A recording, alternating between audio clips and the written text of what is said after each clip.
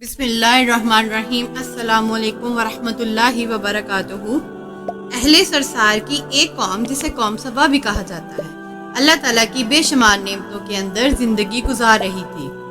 یہ قوم ایک عظیم تہذیب و تمدن کی مالک تھی۔ حضرت داؤد علیہ السلام اور حضرت سلیمان علیہ السلام کی باعظمت حکومتوں کے بعد ان کی حکومت زبان و زد خاص و عام۔ کہا جاتا ہے کہ یہ لوگ گندم کے مغز سے آٹا پیس کر روٹیاں پکاتے تھے، لیکن اس کے برعکس وہ اس قدر اسراف کرنے والے اور ناشکرے تھے، انہی روٹیوں کے ساتھ بچوں کا پخانہ صاف کرتے تھے۔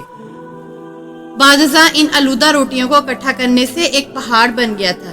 پھر ایک صالح شخص نے وہاں سے گزرتے ہوئے ایک عورت کو دیکھا جو روٹی کے ساتھ بچے کے پخانے کے مقام کو صاف کر رہی تھی۔ اس شخص نے عورت سے کہا، تیرے اوپر افسوس، خدا سے ڈر، کہیں ایسا نہ ہو کہ تیرے اوپر اپنا غضب ڈھائے اور تو اسے اپنی نعمت چھین لے۔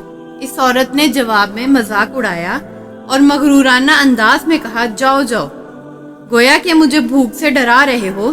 جب تک سرسار جاری ہے مجھے بھوک سے کسی قسم کا کوئی خوف نہیں۔ کوئی زیادہ عرصہ نہیں گزرا تھا کہ اللہ تعالیٰ نے ان لوگوں پر اپنا غضب ڈھایا۔ پانی جو کہ زندگی کی بنیاد ہے ان لوگوں سے چھین لیا، یہاں تک کہ قحط نازل ہوا۔ بات یہاں تک پہنچ گئی کہ ان کی ذخیرہ ہوئی تمام غذا ختم ہو گئی۔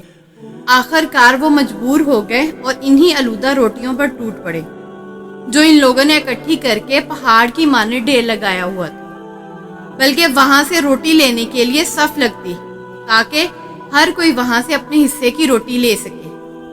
کفران نعمت، قحط اور ان کی بدحالی کے بارے میں متعدد روایات موجود ہیں۔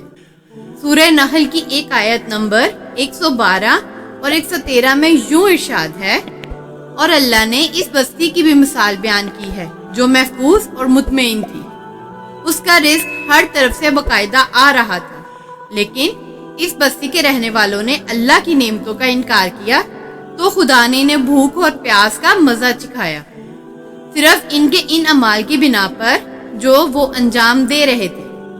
اور یقیناً ان کے پاس رسول آیا تو ان لوگوں نے ان کو جھٹلایا، تو پھر ان تک عذاب آ پہنچا کہ یہ سب ظلم کرنے والے تھے۔ اسی قوم سبا کے بارے میں ایک اور واقعہ بیان ہوتا ہے کہ ان لوگوں نے اپنی زراعت کو بہتر طور پر کاشت کرنے کے لیے پانی ذخیرہ کرنے کی خاطر بلک کے 2 پہاڑوں کے درمیان ایک بہت بڑا بند تعمیر کیا ہوا تھا۔ سوراخ اور دوسرے پہاڑوں سے گزرا ہوا پانی اس بند میں آ کر وافر مقدار میں جمع ہو جاتا تھا۔ قوم سبا نے اس پانی سے صحیح طور پر استفادہ کرتے ہوئے بہت وسیع و ریز خوبصورت باغات لگائے اور کھیتی باڑی کو رونق بخشی۔ ان باغات کے درختوں کی شاخیں اس قدر پھلوں سے لدی ہوئی ہوتی تھی کہ کہتے ہیں اگر کوئی شخص سر پر ٹوکری رکھ کر ان کے نیچے سے گزرتا تو پھل خود بخود ٹوٹ کر ٹوکری میں گرنا شروع ہو جاتے اور قلیل مدت میں ٹوکری تازہ پھلوں سے بھر جاتی۔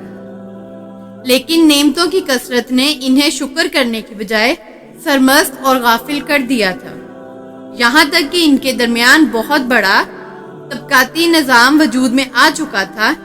ان میں سے صاحب اقتدار لوگوں نے کمزوروں اور ضعیفوں کا خون چوسنا شروع کر رکھا تھا، یہاں تک کہ ان لوگوں نے خدا سے ایک احکامانہ التماس کیا جس کا ذکر سورہ سبا کی آیت نمبر 19 میں ملتا ہے۔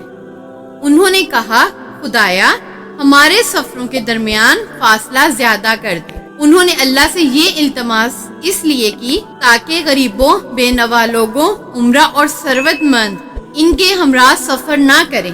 اللہ تعالیٰ نے ان مغرور پیٹ کے پجاریوں پر اپنا غضب نازل کیا۔